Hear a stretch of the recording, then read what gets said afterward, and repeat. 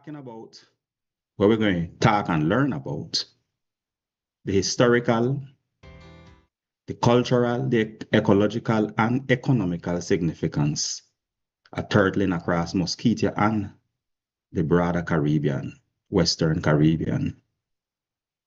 Here I'm going to share with you the letter addressed to the governor of Jamaica, Edward Trelawney. On this day, May 19th, 1739, 287 years ago, were among the items being requested from the governor: education and cultural exchange.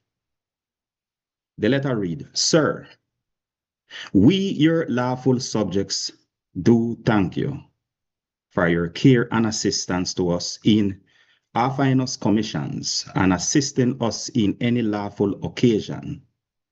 We humbly beg you will help us with the following things: a commission for Edward, Recording in progress.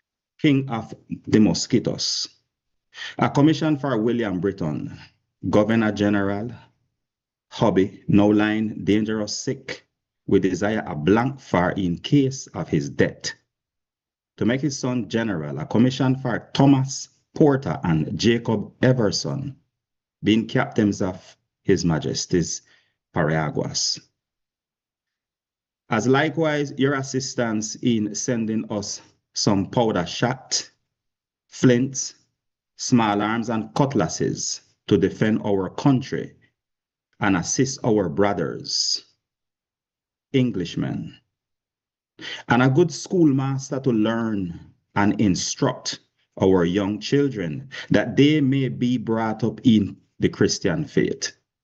All we beg that he may bring with him is books and a little salt. As for anything else, we will take care to provide for him and a sufficient salary for his pains. We likewise promise him that he shall have no trouble to look for victuals nor any provisions, for we shall take care to provide for him such as our country can afford.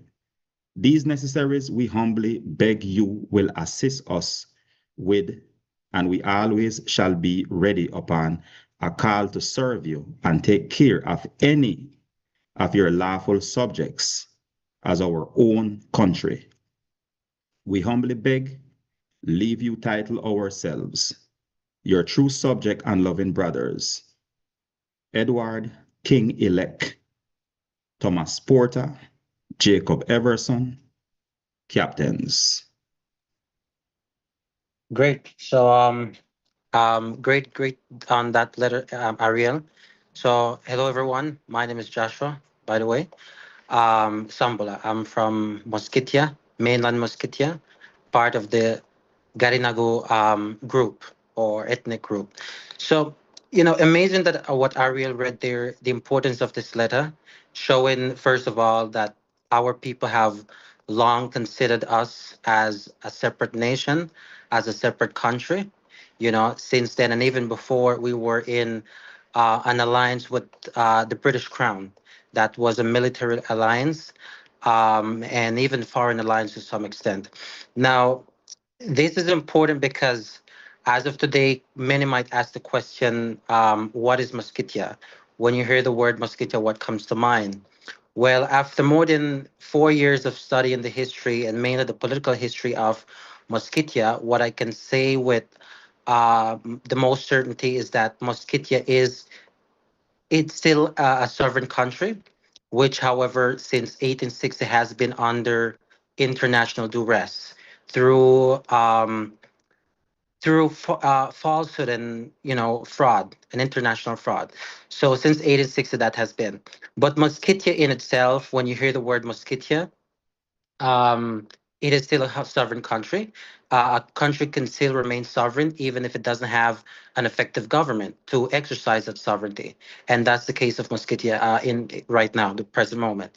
Mosquitia extends, many times they try to push this narrative that Mosquitia is just a jungle and a small piece of jungle, but between Cape Casinas and the Coco River. Well, no, actually, Mosquitia extends from Cape Casinas, which is also known as Cape Honduras, down to the Chagres River, next to or very close to the Panama Canal. So all of this is not blank statements or these are actually recorded. We have documents, not only not even from English documents or British documents, but these are actually from Spanish documents that we have gathered, or I personally have gathered, showing that the Spanish themselves acknowledge this fact that our country is separate from theirs. We signed treaties with the Spanish Empire as early as 1778.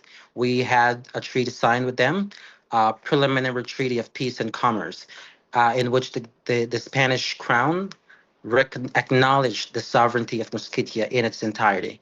So now, considering those facts that many countries, not only the British and or the Spanish, but we had foreign countries such as the French Empire, we had Prussia, right, the Prussian Empire, we have even the United States of America acknowledge and recognize the independence and sovereignty of Mosquitia, including Costa Rica, Honduras, Nicaragua. So all these countries, they know, right? But and as I mentioned earlier, that Mosquitia is still a sovereign country, which is under an international duress through fraud, through international fraud, because all of these countries, they have records of these treaties and correspondences between our government and theirs, but they really don't teach it right to in schools, or for this to be known.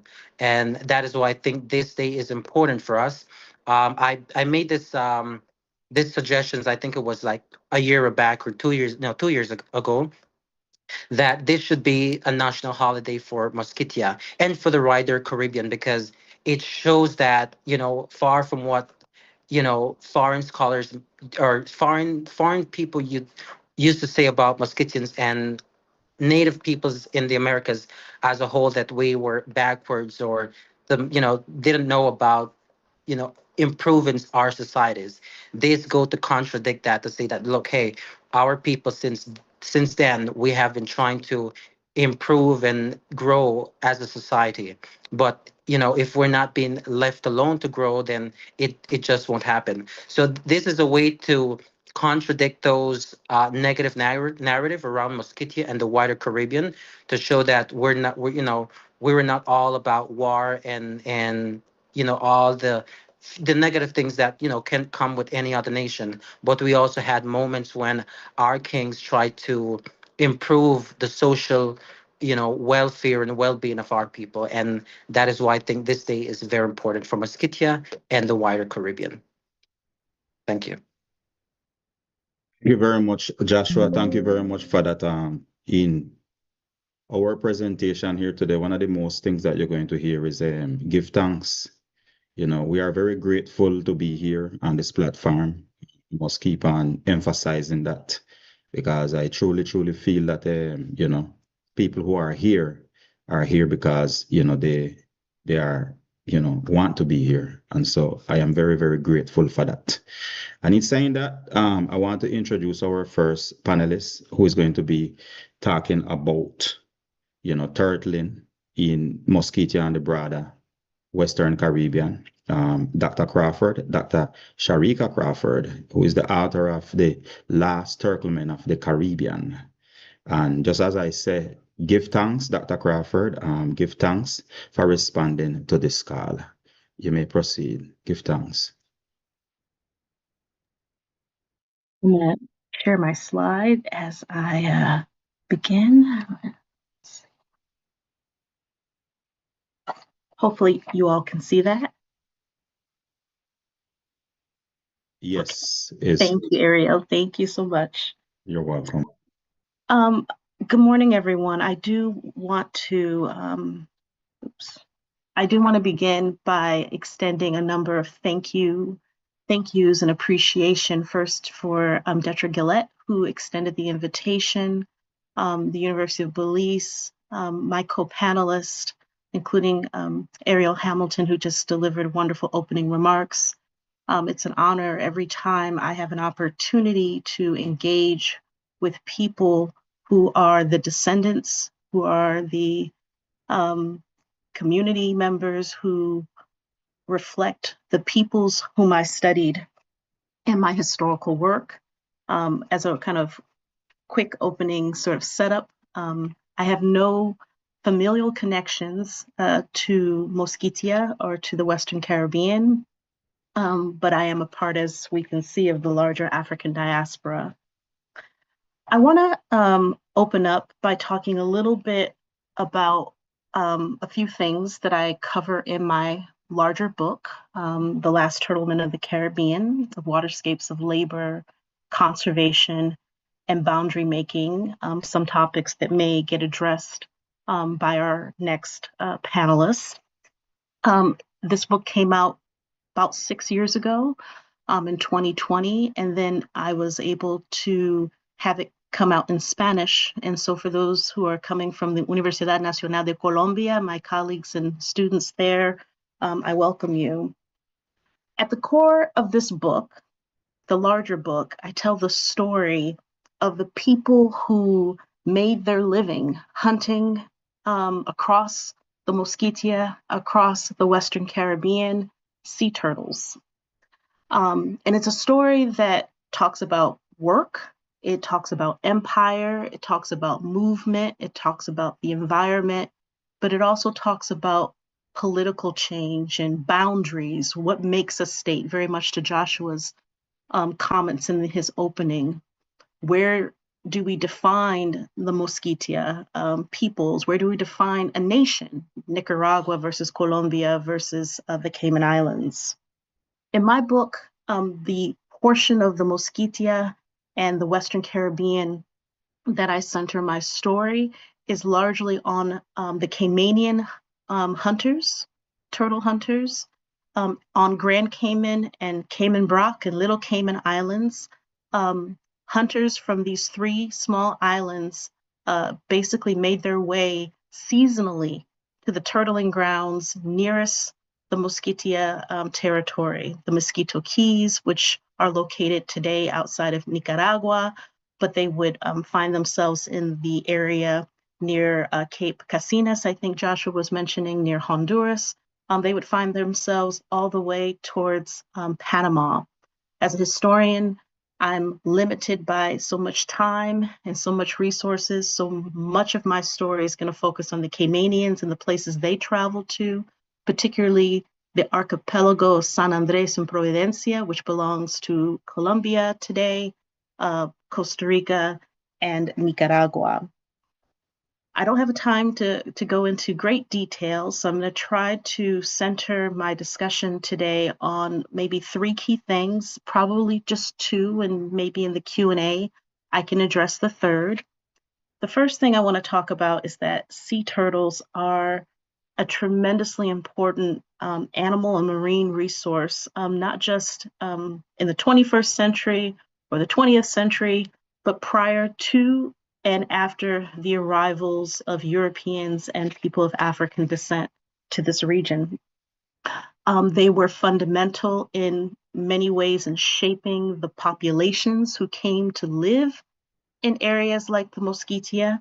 And so I'm going to spend a little bit of time trying to tell that part of the story.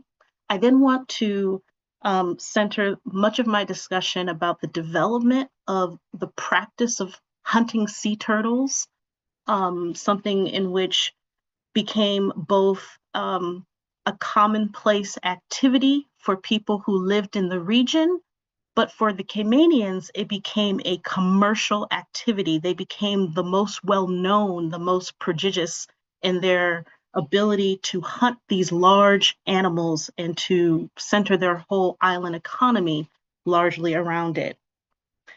So as we're walking through those first two sort of points today, I want to be able to come away with the answer to a question that I think might be fundamental and really important for for this discussion today, and that is how did sea turtles become so important to the economic and the social development of the Mosquitia?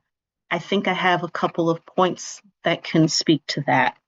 If time remains, I like to focus on one case example of how sea turtles and the people who hunted them became embroiled in larger geopolitical disputes that fundamentally shaped the political, territorial boundaries of the modern republics that we hear of so often today and live in. What made Colombia, Colombia, what made Nicaragua, Nicaragua, what made Costa Rica, Costa Rica in many respects. In the book, the kind of baseline argument is sort of simple, but hopefully resonates with many of you. I basically argued that the historical role of these sea turtles and the people that hunted and consumed them played a fundamental role in developing the region, figuratively and physically. That these maritime activities that have often been silenced about the Caribbean past are really essential in understanding the peoples who lived in this part of the region. So much in the United States, at least, of our understanding of the Caribbean is shaped by land, is shaped about the institution of slavery, the production and the harvesting of agricultural production like sugar and later bananas. Despite the fact that the sea surrounds both the islands and the coast, we don't tend to pay so much attention to maritime life and those activities.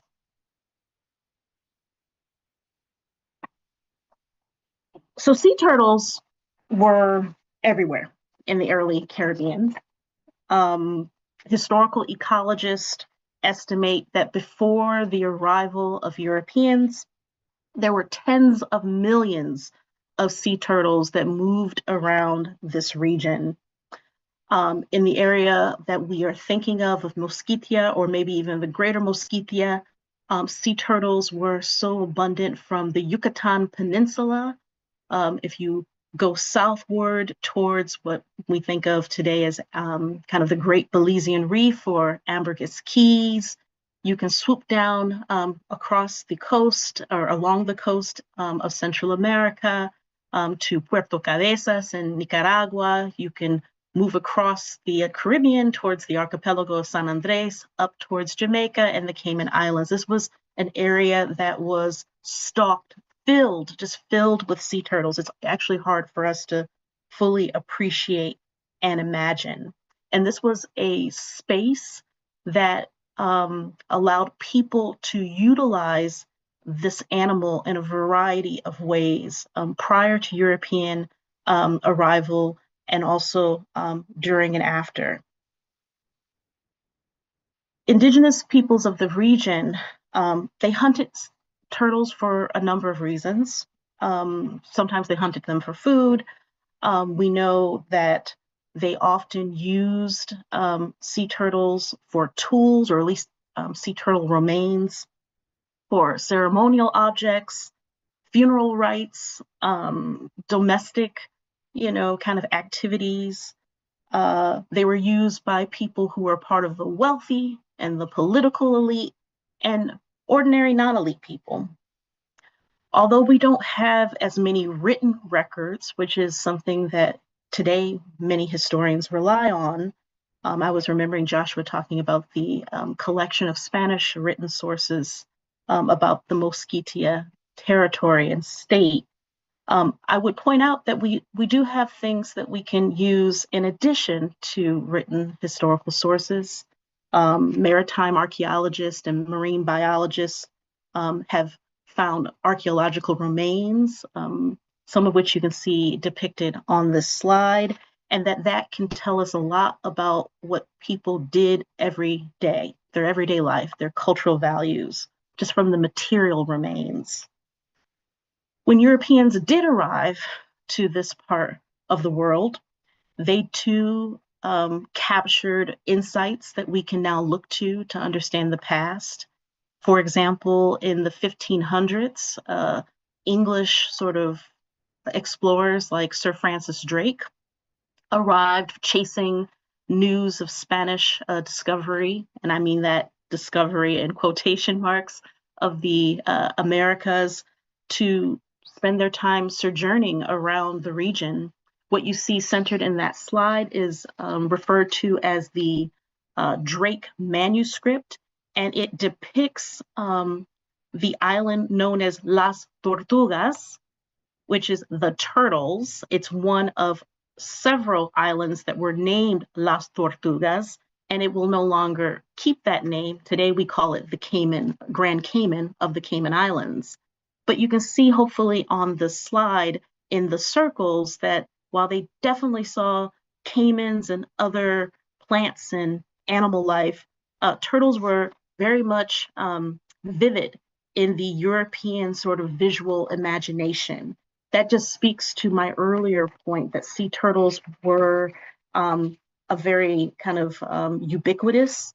You could see it everywhere, and you could see lots of them, and they became really pivotal for the development of settling soon thereafter. Europeans found that sea turtles in particular were edible, having observed indigenous populations.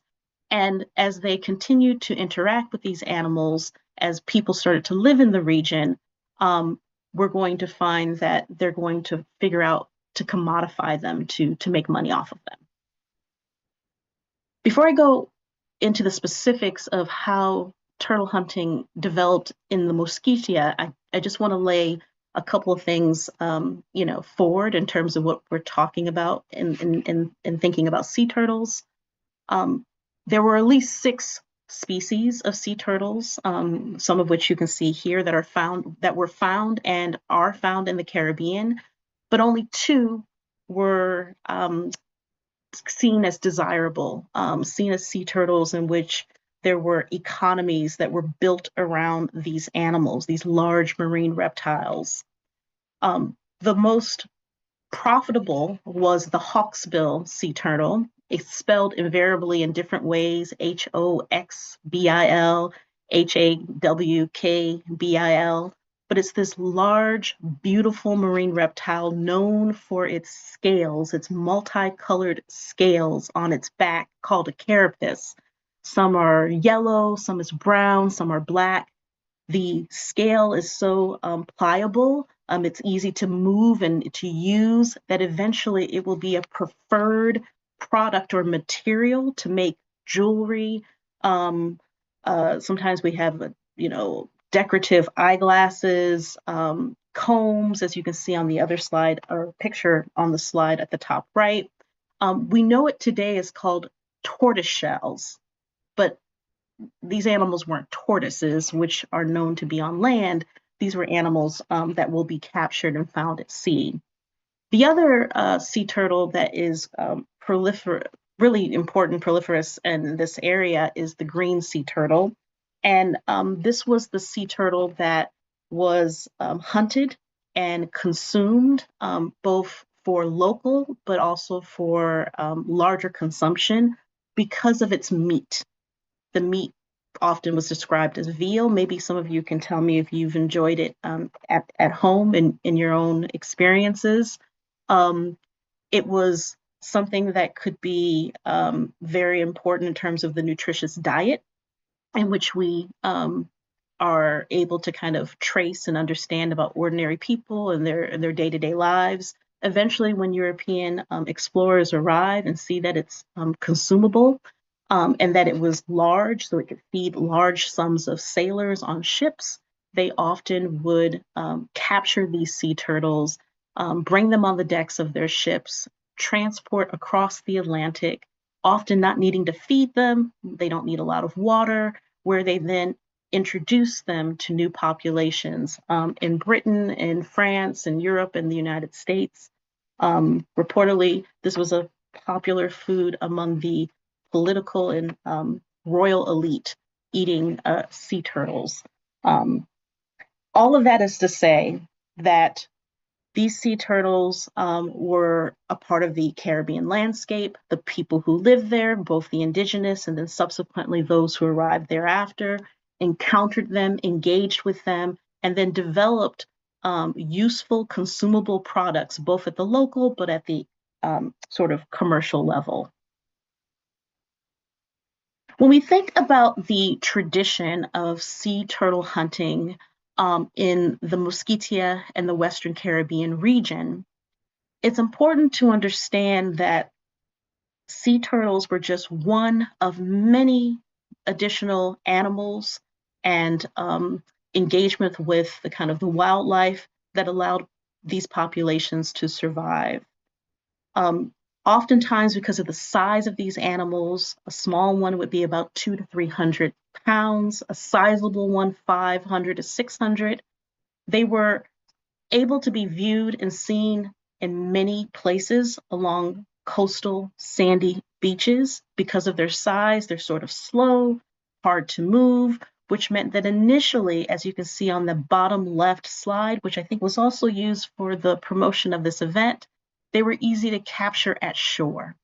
And so the indigenous populations, whether the Miskito, the Suma, the Rama, the Maya, the populations who lived in this region, they would have initially had no need to go out into the sea. They could capture them on the beaches, often when they were impregnated female sea turtles getting ready to kind of dig for their belongings. But over time, as these sea turtles became scarce, as they became afraid as a response, if you will, a mechanism to survive, to not come as often to the beaches, we do know that populations went out to sea. And one of the most kind of sort of consistent ways in which they hunted was through striking or harpooning. So you can see to the top far left an image I received from a colleague in Costa Rica. These are the populations outside of Tortuguero, likely people who were referred to as the Mosquito, Moskito. And there you can see one dragging a heavy sea turtle, but you also can see a harpoon in their hand. To the far right, there is a sort of modernized version of the Mosquito harpoonist that was found in the New York Public Library, depicting them out on their boats, going out to sea to find these animals. In fact, the Mosquito population was actually known by Europeans in the 1600s and 1700s to be the most skilled of mariners, and particularly desired for their sea hunting skills. To give you just a glimpse of the type of evidence that we have that recalls that period of time, I share with you one from the Dutch harpoonist Alexander Exkamelen, who was you can think of him as a Dutch buccaneer. There's some question of whether or not he was Dutch or French, but he talks about a pattern that was shared among the pirates who often found refuge, respite in Mosquitia. He wrote the following: the Indians, referring to the Mosquito, the Indians often go to sea with the rovers or the buccaneers, and many spend 3 or 4 years away without visiting their homeland. So among them are men who can speak very good English and French, just as there are many buccaneers who speak the Indian language well. These Indians are a great asset to the rovers, who were the buccaneers, as they are very good harpoonists, extremely skillful in spearing turtles. In fact, an Indian is capable of keeping a whole ship's company of 100 men supplied with food. This technique, the skill of harpooning, of striking sea turtles, was not just found in a place like, in the past, what we would call today Nicaragua. We know that it was widely used in other parts of the Mosquitia, and the bottom right image is of an old turtle man who lives in the northern part of Costa Rica along the Caribbean coast called Tortuguero. And there you can see him with his harpoon. But turtling developed across time, and it became increasingly scarce, sea turtles, as populations grew, as more and more changes both in the environment, but oftentimes in the consumption and the commercialization of sea turtling that allowed for the development of new technologies, new ways to acquire the sea turtles and to acquire lots of them, which would be in exchange for money. Here I talk about the development of sea turtling as it came to the Caymanians, who in the latter part of the 1800s and throughout the 1900s were the most well-known of these sea turtle hunters. They basically had to adapt to the fact that no longer were sea turtles very easy to capture along their island, Grand Cayman or Cayman Brac. And they increasingly found new ways of developing sea vessels or watercrafts, which you're seeing here, the catboat, to allow them to enter into mangroves, enter into water spaces where they could find easy access to these animals. Long distance sea turtling became sort of known for Caymanians because they first went to Cuba, the waters of Cuba, to hunt when the Cuban government became particularly effective in sort of limiting and policing the space. They eventually found their way to the Mosquitia, the coast, the waters along Honduras and Nicaragua, where there were really kind of these large turtling grounds. They traveled even to Costa Rica. They traveled around the archipelago of San Andres and Providencia, areas that had limited what we would call government sort of policing and control over the waterways. And this is where they started to fine tune the development of their craft. Unlike their counterparts, the Miskitu, who use the harpoons, they use nets.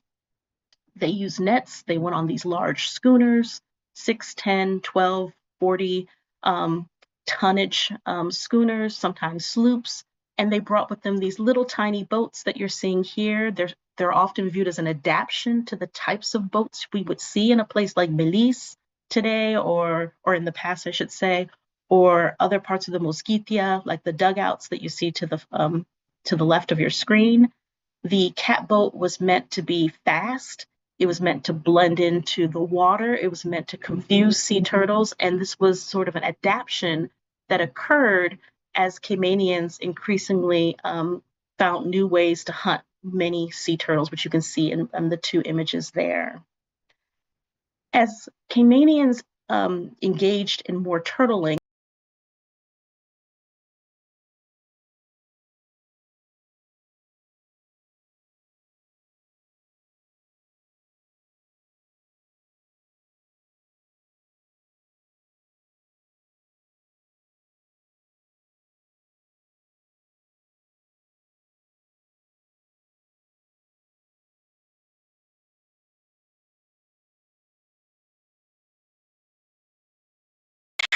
encountered others whom they met doing similar work, others whom they contracted and hired to work alongside them. They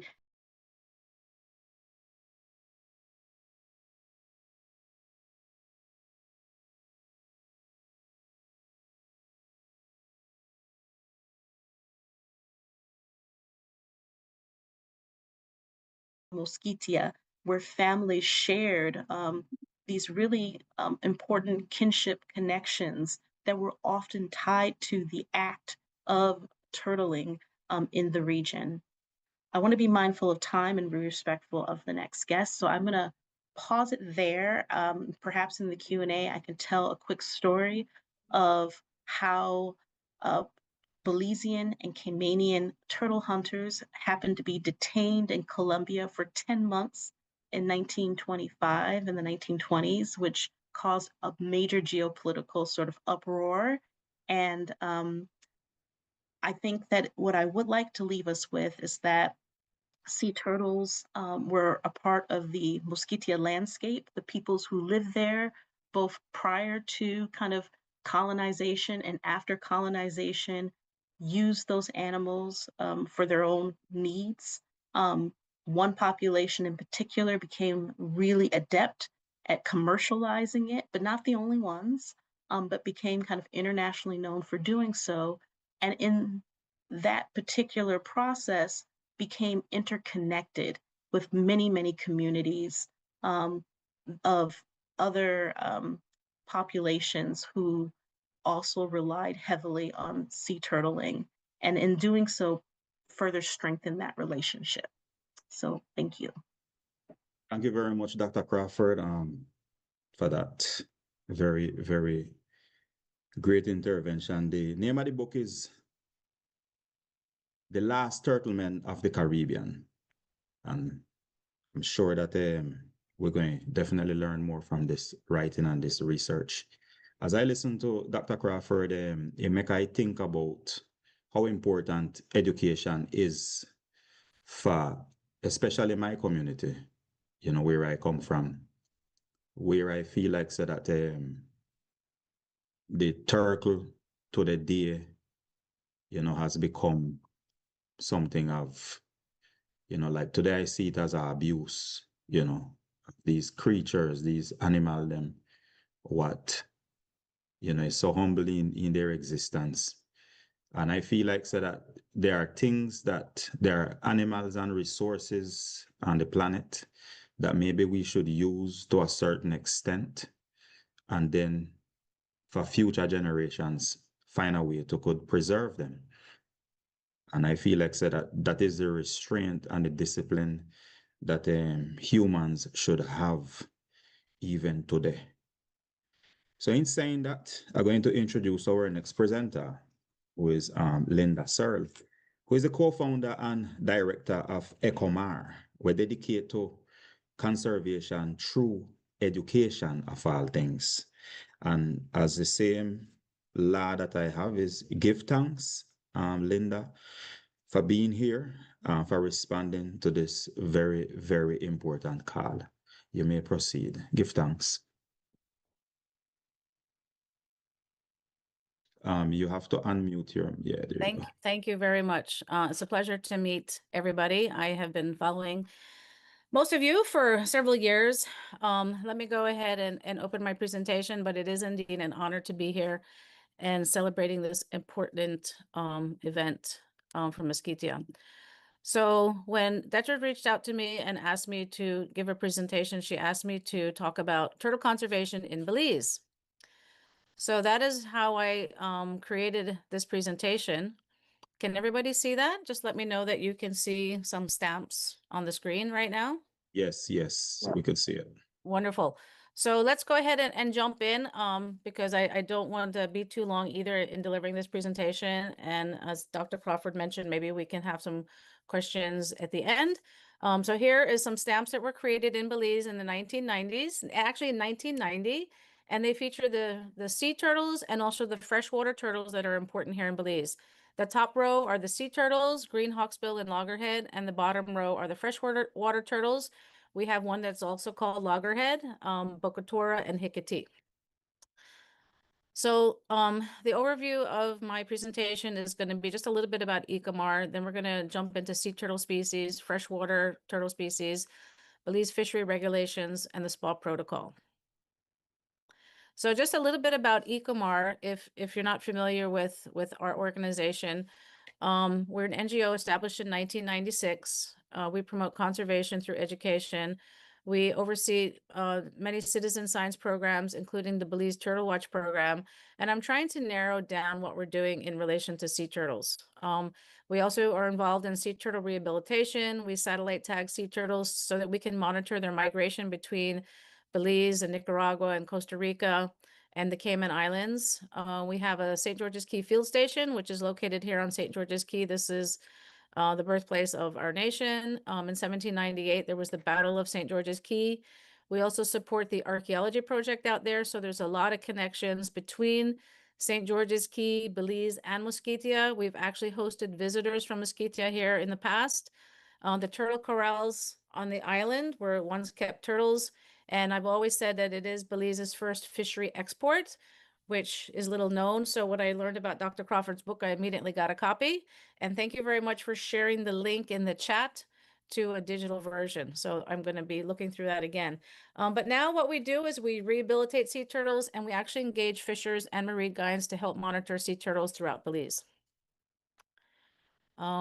So let's see if I can move to the next slide. Yeah, so as Dr. Crawford mentioned, there's 5 of 7 species of sea turtles have been documented in the Caribbean, and in Belize, we have the hawksbill, loggerhead, green, leatherback, and olive ridley. We have never had any Kemp's ridley turtles observed here, and of course, I don't think we're going to see the Australian flatback either. 3 species of turtles nest here in Belize, the hawksbill, loggerhead, and green, which are what we have our stamps modeled after in 1990. So I think in the beginning, I'm not sure if I mentioned, but I'm also the Widecast country representative for Belize. So Widecast has produced these flyers that feature the different sea turtles. They're great to confirm identification. We have the leatherback turtle in the upper left, loggerhead in the upper right, and then we have the hawksbill in green, and the Kemp's ridley and the olive ridley turtle. And they have this great identification card on the back that can help you identify them by the number of scutes that are on their carapace, and also the number of prefrontal scales between their eyes. So we're going to just talk a little bit about the different sea turtles and freshwater turtles that we have here. But I think before we move forward, we just have to go over a little bit of sea turtle anatomy. So between the eyes, you have the scales. So these are the prefrontal scales. And then on the carapace, you have the scutes. So you can see here, we've numbered this one 1, 2, 3, and 4. Okay. And then we're going to get into the different species. So the hawksbill turtle is the turtle that was used to make tortoise shell jewelry. It's listed as critically endangered by the IUCN. It's named for its hawk-like beak. And they have 4 overlapping scutes down the side of their carapace. They have 2 prefrontal scales between their eyes. And it's interesting that all the different sea turtles, they have a different diet.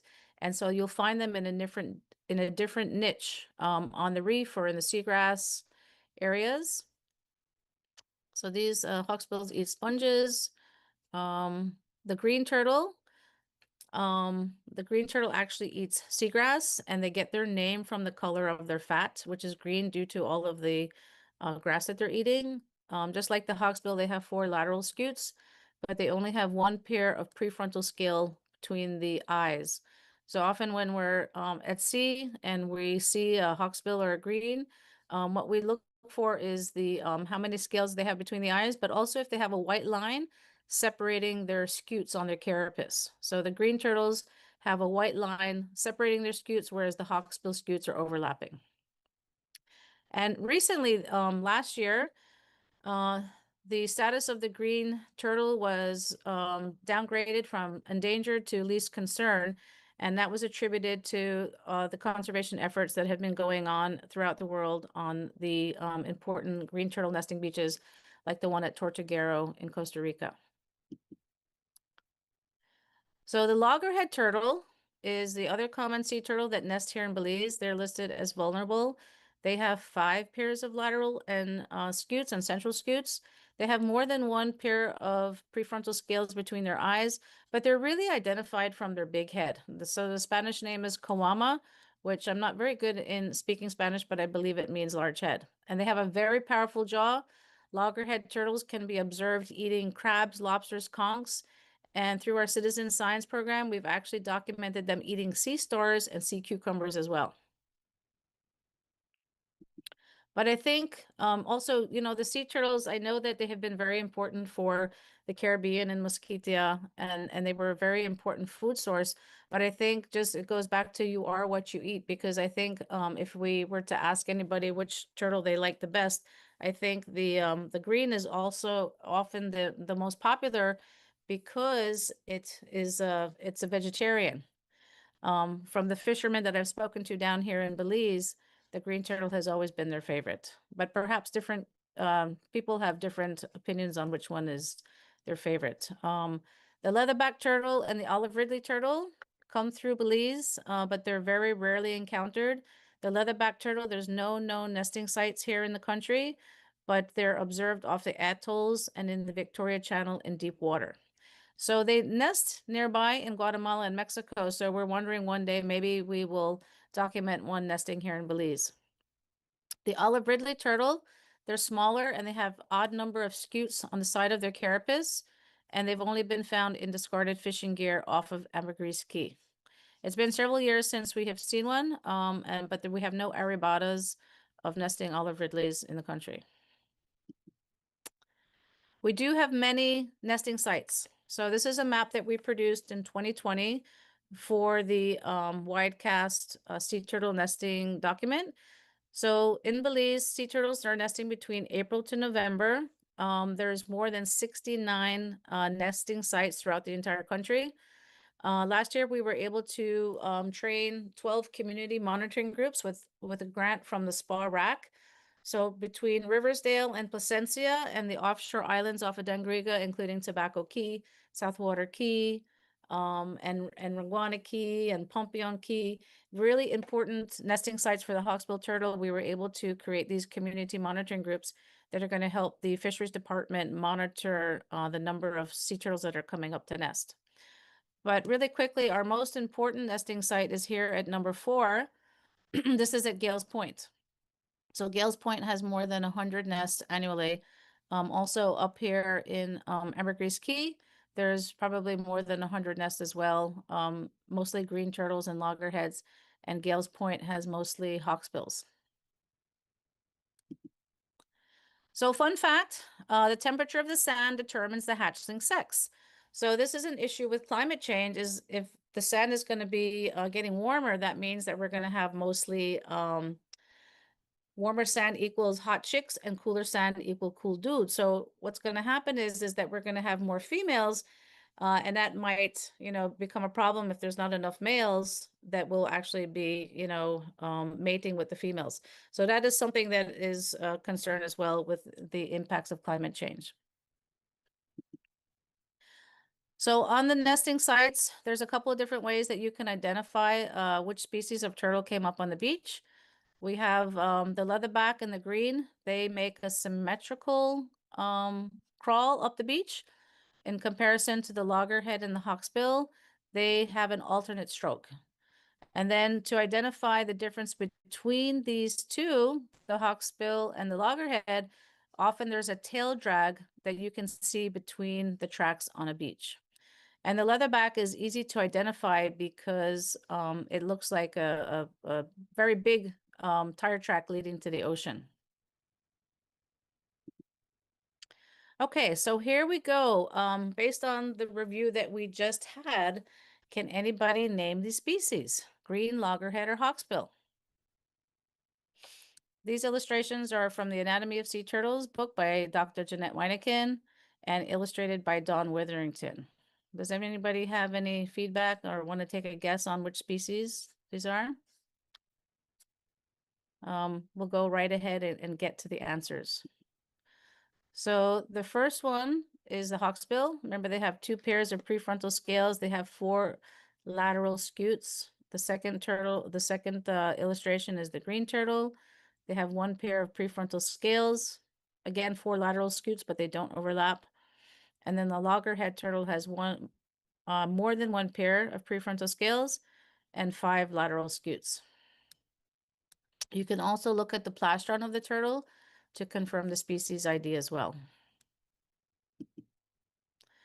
So now let's go ahead and jump into the freshwater turtles of Belize. Freshwater turtles are not my expertise, but I was able to consult with some other people that live along the river valley. And I got a brief introduction to the loggerhead, the bocatora, and the hicatee that are featured in our 1990 stamp series. So the loggerhead has 3 ridges on the shell, and it lives in the rivers and creeks. The bocatora is, of course, also living in the water, and you can often see it sunning on logs. And our friend from the river valley said the hicatee, it only comes up very quickly for air, and then it dives back down again. The hicatee is the only turtle that is actually protected in Belize. There's also, I wanted to share this Freshwater Turtles of Belize flyer with you. It's from Venetia Briggs and other people that were studying at the University of Florida. So this talks about the different freshwater turtles that are found throughout the Belize waterways. But as I mentioned, it's the Central American river turtle that is known as locally as the jicatee, and it's endemic to the coastal lowlands of southern Mexico, northern Belize, and Guatemala. It's listed as critically endangered by IUCN, and since 1993, Belize has protected them to ensure conservation and long-term survival. And I have a couple of links down here on the slides that you could follow for additional resources on the jicatees. So with regards to the Belize fishery regulations that protect the jicatee, there's a close season. So right now it's illegal to catch, buy, sell, or be in possession of any jicatee for the month of May. Fishing for female jicatee is prohibited if the turtle is larger than 43 centimeters or smaller than 38 centimeters. So this size limit then protects the breeding females. There's also a bag limit. No person is permitted to be in possession of more than 3 jicatee at any given time or transport more than 5 turtles in a single vehicle. There's also possible to sell, purchase, or export jicatee meat or the shell. It's strictly prohibited year-round. And of course, there are penalties for anyone caught contravening the regulations. And recently, with the new Fisheries Resource Act, they have increased the fines from 2020. So with regards to sea turtles, all sea turtles and their eggs are protected under law since 2002. Interestingly, the first legislation was passed in 1881, but the most recent laws are described under the Fisheries Resource Act of 2020. An exception can be made for cultural use, but an application must be submitted to the fisheries administrator for review. So on this link down here, we have summarized all of the different fishery regulations that we have actually gotten from the Belize archives. They were very helpful in locating these initial legislations. This poster on the right is a poster that we prepared last year in collaboration with the Belize Fisheries Department with our grant from SPA-RAC. And so basically we wanted to raise awareness on sea turtle regulations. In Belize, we have a lot of people that live along the coast, and they sometimes will encounter a nest and they're not sure what to do. So the whole program was to educate the public and to create these turtle watch community monitoring groups so that we could actually involve the people living along the coast in helping monitor sea turtle activity. So here is the top of the poster. So basically, sea turtle nests should not be disturbed. Violators are subject to fines and imprisonment. No person may take, have in their possession, disturb, mutilate, sell, offer for sale, molest, transfer, harass, destroy, or cause to be destroyed any marine turtle, its nest or eggs at any time. So the fines are pretty steep. Upon conviction, a person may be imprisoned for a period of up to 2 years or fined $50,000 or both, plus an additional penalty not less than $1,000, but may extend to $5,000 for each sea turtle or part of a sea turtle, including its egg. So if a person were to be caught with a sea turtle that they cut up into many pieces, the penalty could also increase that fine quite high. And of course, if anybody observes a violation, they are asked to please report to the Belize Fisheries Department. And so basically, in summary, it's illegal to possess or consume or sell any product made from sea turtle, which could be its shell, it could be also the egg. And of course, we don't want to chase or capture a sea turtle in the sea. So again, just in summary, the fines can be up to 50,000 Belize dollars or up to 2 years imprisonment, plus an additional penalty. Recently, probably about 2-3 years ago, there was a person who was caught with a hawksbill turtle, and their fine was about 35,000 Belize dollars. So, and again, just a quick summary question. What is the penalty in Belize for possessing sea turtle eggs? It's no longer a verbal warning, up to 6 months in jail, $100 Belize fine. Actually, it's up to $50,000 fine and or 2 years in prison.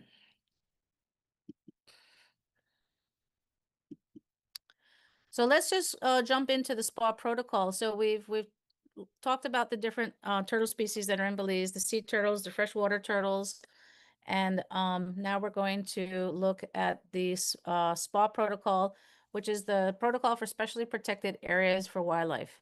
It's an international protocol which many Caribbean countries have signed on to, including Belize. It's under the Regional Activity Center, which is funded by the French government, and they implement the SPA protocol concerning the protection of marine and coastal biodiversity in the wider Caribbean region from the Gulf of Mexico to the Caribbean Sea. It incorporates 37 marine protected areas, 3 of which are in Belize. And they focus on many areas and species, including sea turtles. So here's a map of the wider Caribbean, and it shows the countries that have ratified the SPA protocol. This is from 2021, so it's about 5 years old. I'm not sure if any of the other countries that are not highlighted in blue have signed on as yet. I did reach out to a colleague in Costa Rica, and they told me that they were reviewing it again right now for possibly ratifying and signing the SPA protocol. So you can see all of the nations here, well, except for Guatemala, so Belize, Honduras, Nicaragua, and Panama are all signatories to the SPA protocol.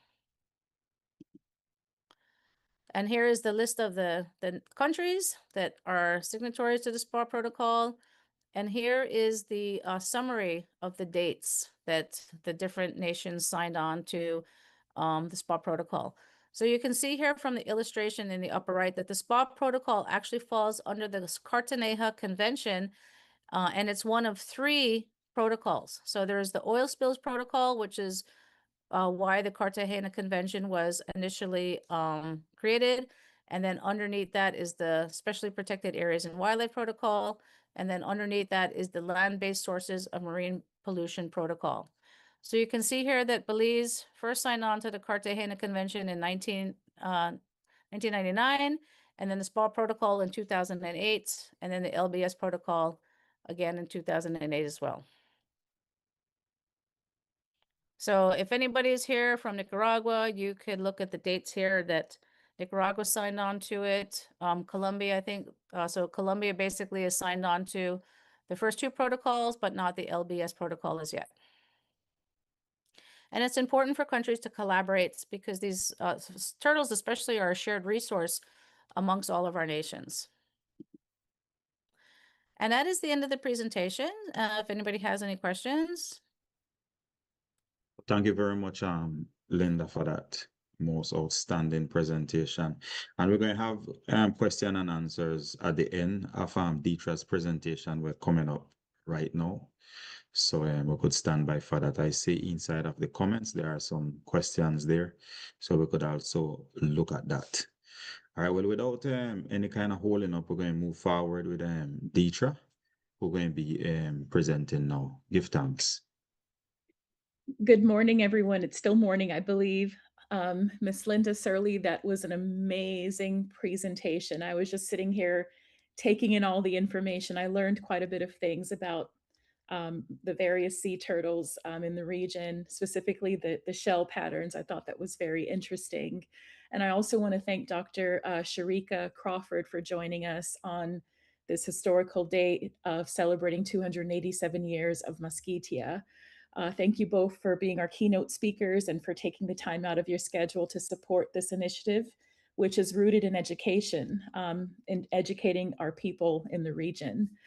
I also want to thank the University of Belize, specifically Mr. Delmar Zib, who created this platform for us to share. We are very grateful for this opportunity. Also, our moderator, Ariel Hamilton and Joshua Sambola. There's a lot of work going on in the background that we're collaborating on, and there's so much more to share with the public. So hopefully we have additional opportunities to do so. I want to jump right into my presentation, which is very hard to follow the educational aspects, which were just shared, especially with 2 people who are my cited sources as well with information.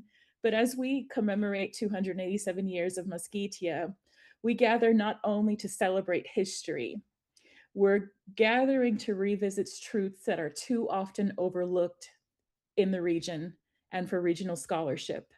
We're honoring maritime world whose people, economies, and identities were shaped not solely by land, but by the sea. We are also honoring how our ancestors survived, migration histories, resistance, and how we empowered others to survive in our region. This year's symposium's theme, Social, Cultural, and Regional Influence of Turtling, calls us to examine one of the most influential yet understudied systems that connected Mosquitia to the wider Western Caribbean. As historians and researcher Joshua Sambola articulated earlier, historical Mosquitia was not confined merely by political boundaries. Rather, it was influenced through maritime spaces that were deeply connected to turtle nesting grounds and turtle migration routes. From the Mosquito Shore, through Bocas del Toro, San Andreas and Providence Island, the Cayman Islands, Jamaica, and what was once called the Bay of Honduras, which is now known as Belize. As genealogy tests are accessible to the public, these tests have revealed a true ancestral connection in the region, solidified through regional movement that many of us share through our own oral history.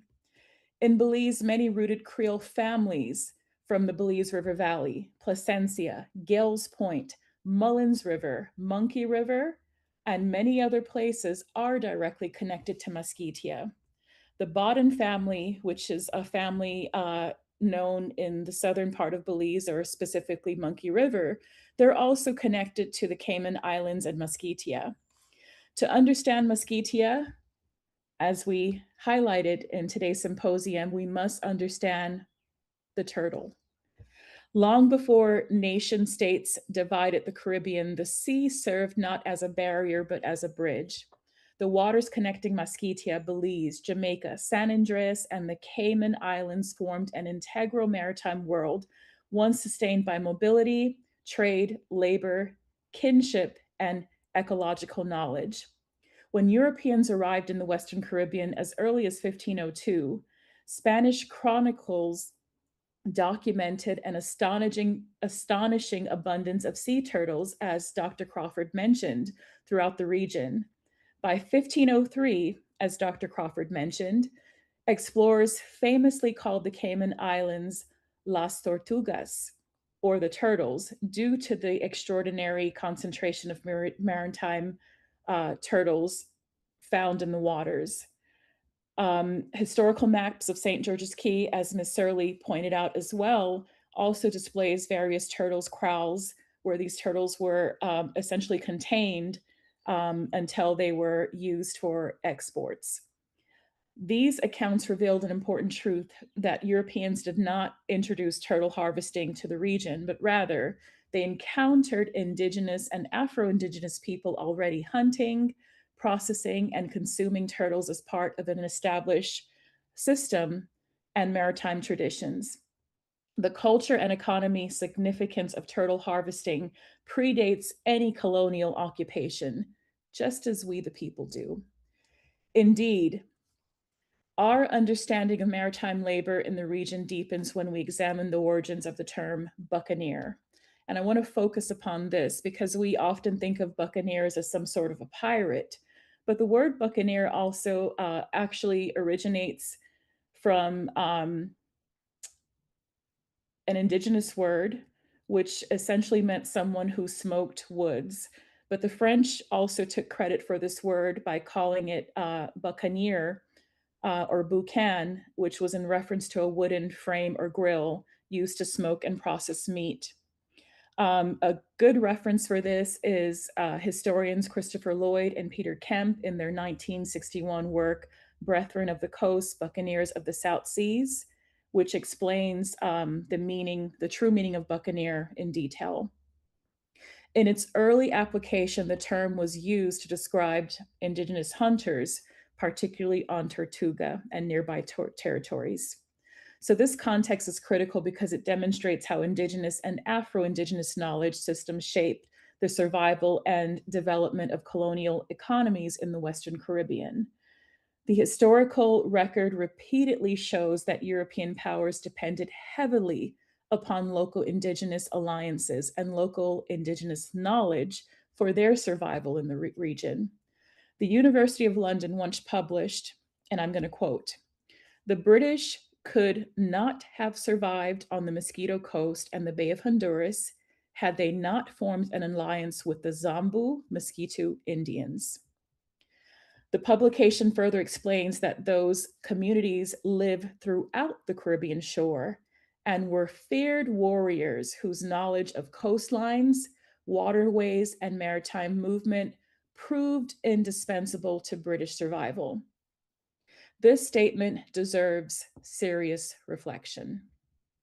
It is important to also understand that two maritime crafts that we know in Belize and throughout the region, such as the Pit Pen and Dory, which are also both Mosquito words, were specifically designed with turtling in mind. And as Dr. Crawford showed in her presentation, the cat canoes that are used in Cayman are very similar to what we know in Belize as the sailing dories, which were made for speed, but also for turtling.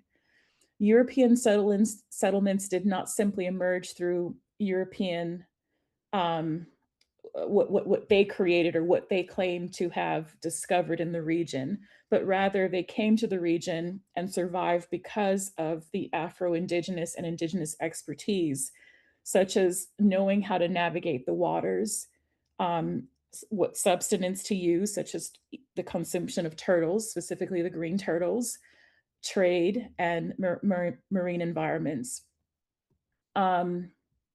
I'm going to go into some documented history here. One is Captain Henderson in 1806 noted that sea turtles were the preferred meal of settlers and I'm so sorry, the preferred meal of settlers and the meal of those locally. And there was a menu published within his book by the West Regiment, which also listed turtle on the menu. And then we have another record in October of 1789 from Colonel Edward Despard, who documented that there were exchanges of goods within the Bay of Honduras, including provisions traded in return for valuable exports such as mahogany, cedar, and wood, and importantly, turtle shell. Raw materials were traded instead of the use of money. So these historical records indicate that approximately 1,500 pounds of turtle shell were exported to the United States through British ships. And for context, the Caribbean Sea Turtle Conservation Network survey noted that an adult hawksbill turtle can typically yield 2 to 4 pounds of raw marketable shell known as scoots. In 1699, the information is very similar, where a single hawksbill turtle was reported to having 3 to 5 pounds of scoots. We also have a letter from 1824, which I found very interesting, noting the inhabitants of the Bay of Honduras, that they had plenty of fish and turtle. And this was in context to what the inhabitants and the enslaved of the settlement were consuming. Coming into some modern history, business firms such as Mahaldo and Ackman both were exporters of turtles from the area of Belize, known as fancy goods. And Ackman's export is listed within the 1888 through 89 British Honduras handbook.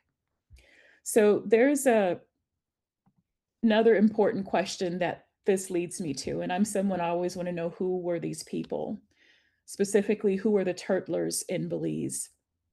And one revealing historical figure of who a turtler was a man known as Basil Jones, whose name remains embedded in Belizean geography. And those familiar with Ambergris Caye are familiar with Basil Jones area.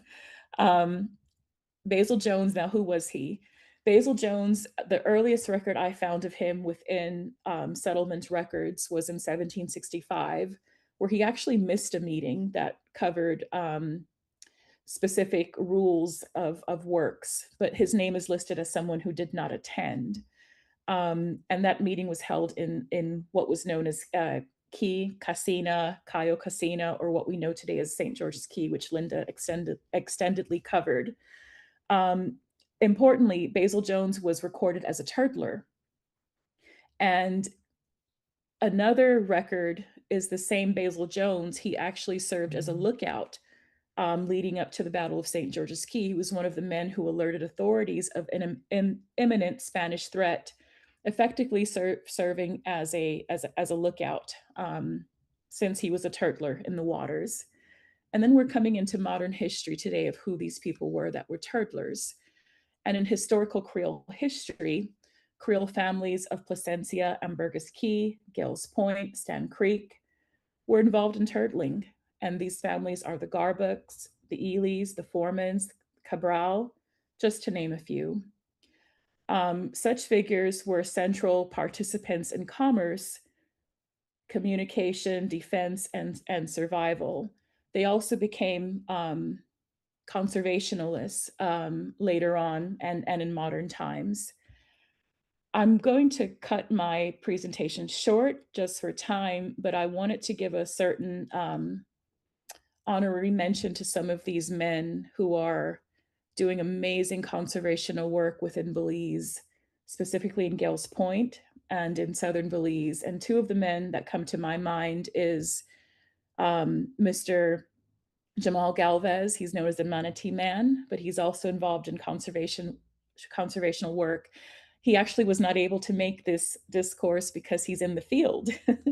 And the other person is Mr. Kevin Andrewin, who is doing an amazing job in teaching the youths and also people visiting the region about the turtles and essentially how to become, specifically for our younger generation, to become custodians of the land, rivers, and seas.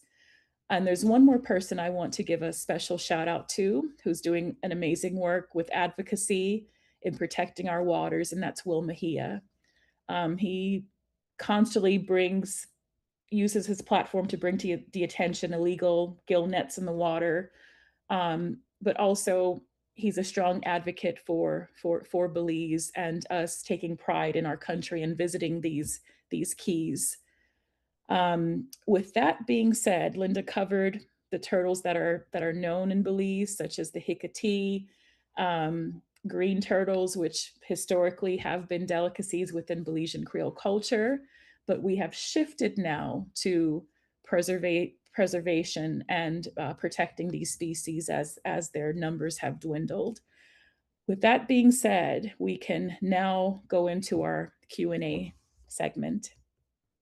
Ariel, take it away. Thank you very much. So if anyone out there have any questions, this will be the time now to address those questions. Right off the bat here, I see one here from Christopher the Shield, who was making a comment here. I just want to read this so that everyone can hear it. So the patterns are fascinating. Are there any art projects that use the sand patterns of turtles from our beaches? I wonder. Might be another way to connect with a better appreciate non-human species of the region, seeing as there is so much culture and lore around their hunting in the past. Does anyone have any answer for that?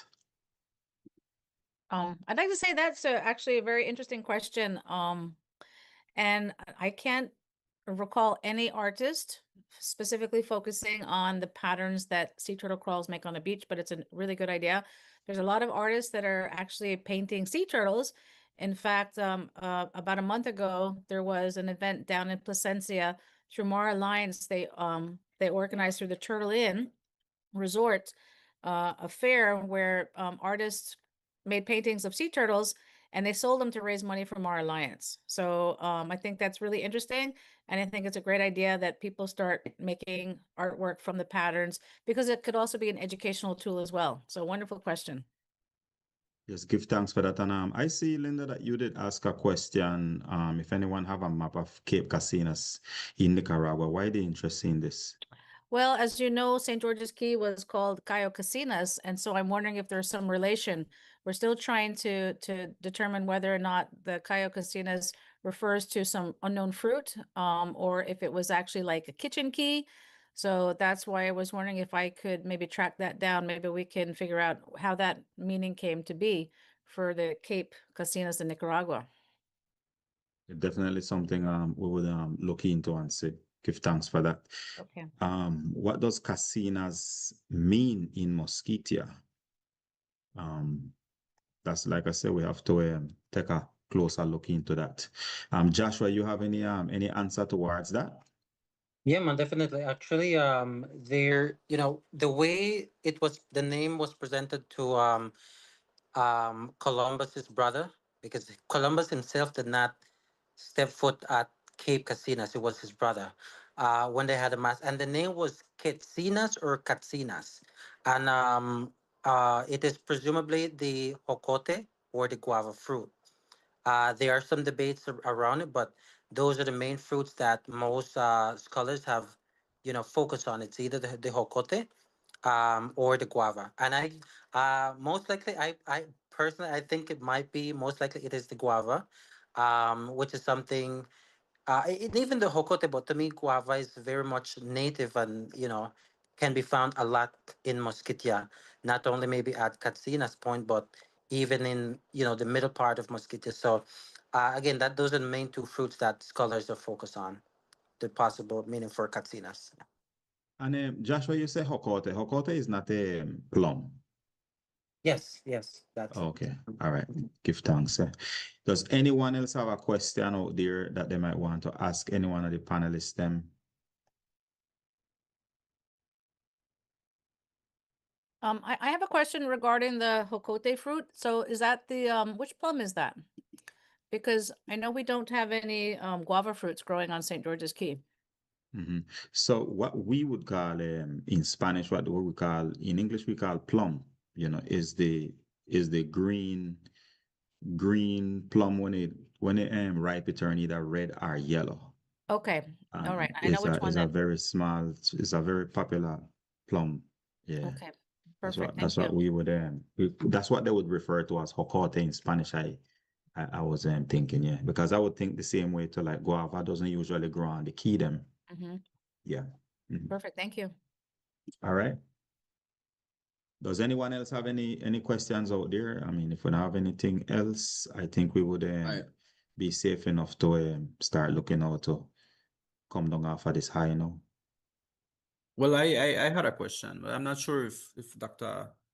Shakira is here. Dr. Crawford. Yeah, Dr. Crawford is here. But I am very fascinated by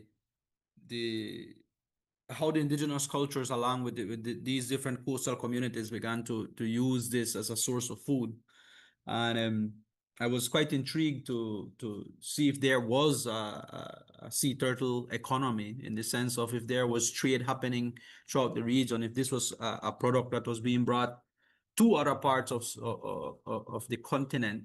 So yeah, I was going around that particular curiosity to see what role this particular product was playing in the realities of many of these indigenous communities.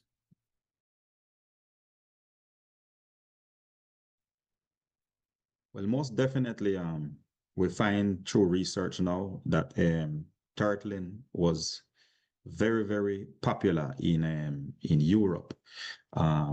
One thing what I found interesting, like say for example, they used to make comb with the especially the hawksbill back. They used to use that one specifically for making comb, and it was very popular in Europe. So that was one of the main reasons why that. And not only that, but just like how she did mention, just like how Dr. Crawford did mention, furniture and jewelry, they used to use the back fight. And I see this brethren here, Brother Wilford, just posted here, some musical instruments that they use, the turtle shell for, but definitely talking about the transatlantic trade, in specifically, what was amazing to me, and I didn't even know, was that Europe and even the United States used to consume turtle in such a high number. And not only that too, but to know so that the political elite and these type of people was actually consuming turtle. I think so that nowadays we take it for granted that we still are able to eat this food. I would, with your permission, Ariel, I would also like to read some of the comments on our Facebook Live. So they may not be in the meeting to share what they're saying, but there was a comment there saying from Emergent Corp. I would like to see the Gales Point and Belize River Valley people make use of this as an income generation. This information. There was also another comment there. Was the guava? This is a question actually. Was the guava an item that Mosquitia took with them from place to place? Joshua, you have anything to say towards if the guava was taken from place to place? Great question. So as far as my research go, I haven't, I don't focus much on like the fruits that were consumed a lot in Mosquitia, but if it was, most likely was used under a different name, not as catsinas or guava. But no, now in regards to the turtling, you did ask earlier that, how what role did it play in the economy, in the local economy. Now, as early as let's say starting from 1633 onward, we had records where you know turtles or different species of turtle were being traded, to with the English by the mainly the Mosquito people. So they traded turtles, different species, the sea turtles, land turtles, and they used to travel as far. And I wanted to mention this because one of the name of the turtles in Belize today is Bocatoro, right? And our people used to travel as far as the Bocatoro region in Mosquitia to capture turtles and bring them all up, to mainland, to middle Mosquito like Bluefields and Cape Gracias to transport them to London and Jamaica and even Belize. So, I think it was interesting to point that part out that the name Bocatoro, which came from Mosquitia, is now a name that is used for one of the turtles in Belize. So, it just goes to show the far connection or deeper connection between Mosquitia and Belize, and how names, including turtle names, went to Belize. And this had to do a lot, of course, with the economy and how people treated turtles in Mosquitia. If Thank you I very may jump much. in as well, Ariel, I think it's also important for us in Belize to understand that people from the Bay of Honduras or Belize were constantly traveling back and forth between Mosquitia and the Bay of Honduras for many reasons, mainly if their existence was threatened. The Mosquito protected people in the Bay of Honduras. We have an example of the ambush at St. George's Key in 1779. Those that did not get captured as prisoners and were sent to Bacalar, then Cuba, they fled to the Mosquito Shore. We have the establishment of the Black River Settlement. William Pitt was originally in the Bay of Honduras, but after an attack of the settlement, he fled to to Mosquitia, where the Mosquito welcomed him and he formed the Black River Settlement. So, with that being said, people going back and forth, of course, they're going to take with them foods, utensils, knowledge, back and forth in the region. And within the oral history of Creole culture, specifically the River Valley, our oral history is that we are descendants of the Mosquito royal family. I haven't been able to prove it yet, but that is the oral history. And of course, those of us that have DNA tested, our indigenous roots show the region of Belize and Mosquitia, including the archipelago, San Andreas and Providence Island. Now that we do have proof, we have many records. In addition to the oral history, we have family Bible showing where our ancestors were born. that has been proven, that ancestral connection there. Thank you very much for that clarification, Deetran. One more question is there that I myself would be interested to know if maybe even Linda would know this. Are there any recorded health benefits of turtle meat? I saw that question in the chat and I don't really have an answer for that. I've never heard of any health benefits. In fact, in the Pacific Ocean, some sea turtles are actually poisonous and have resulted in the deaths of communities of Indians living on islands, probably because they've eaten something toxic or perhaps the meat wasn't cured properly. I'm not really sure. So no, I don't know any health benefits from eating turtle meat. Yeah, well, thank you very much. If nobody else have any questions, I am. Well, let me make a comment about that that you just asked just now, Ariel. If turtle meat has any benefits in regards to health. Now, this is from a very old book that is dated 16 or published around 1699. That it was described or explained by this writer that it was actually used as a medicinal product or food in Mosquitia, mainly when people were ill, right? They thought, or the native people thought that it was a way to fight off illness, right? Because the body was weak, going through a process of recovering, and eating turtle was seen as a way to, you know, boost your strength. So this book is called A Familiar Description of the Mosquito Kingdom in America, with a relation of the strange customs, religion, wars, etc. of the so this was published around 1699, and in there is where it's found that description where the people use turtle meat as a way of medicine, as some sort of medicine, and even up to today now it's maybe not turtle meat anymore, but we when you're sick in Mosquitia, normally back in the days they would suggest that you drink eat food that contains a lot of water, like boiled fish and stuff like that, to help you recover and gain strength. So it has a connection there. But yeah, it was something considered as a medicine food in Mosquitia back in the days. Thank you And very much. Yes, go ahead.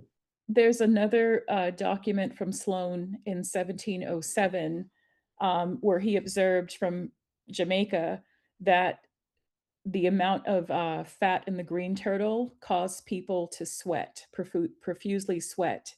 And I'm going to read what the quotation says, that they infect the shirts and those feeding on them. When their shirts are yellow, their skin and face are the same color, and their shirts under the armpits stained prodigiously. This, I believe, may be one of the reasons of complexion of our European inhabitants, which has changed in some time from white to that of a yellowish color. I do know up until when I was a child, my family consumed turtles, and the oil was used from the turtles for as a healing. I don't remember. I was a child. It's something I would have to talk to my elders about. Thank you very much for that. Joshua, taking into account Can I Linda chime is in? asking, do you have a link for that reference? All right. Sure. Ariel? Yes, Hi. go ahead. Mhm.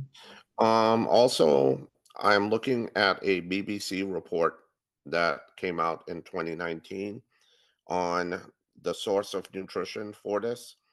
They had someone basically who was shipwrecked, and they reported on them eating turtle meat, and they said it has micronutrients, including psyllium, vitamin B12, iron, potassium, thiamine, riboflavin, and zinc. They go, however, turtles are lacking when it comes to essential omega-3 fatty acids, vitamin A and C, and fiber. So in the end, something like scurvy would get you. So that's what they have about the nutriments of turtle meat. Thank you very much for that, Mr. Steve Trapp. Give thanks for that and the reference them are being posted inside of the chat. This has been a very, very great experience for educational purpose, of course. Thank you very much for everyone here participating. I feel like we're going to definitely have a follow-up to this, So with anything else, I don't have anything else to say. If anybody else have any comments, final comments towards the end, now is the time for that. All right. Thank you very much to everyone.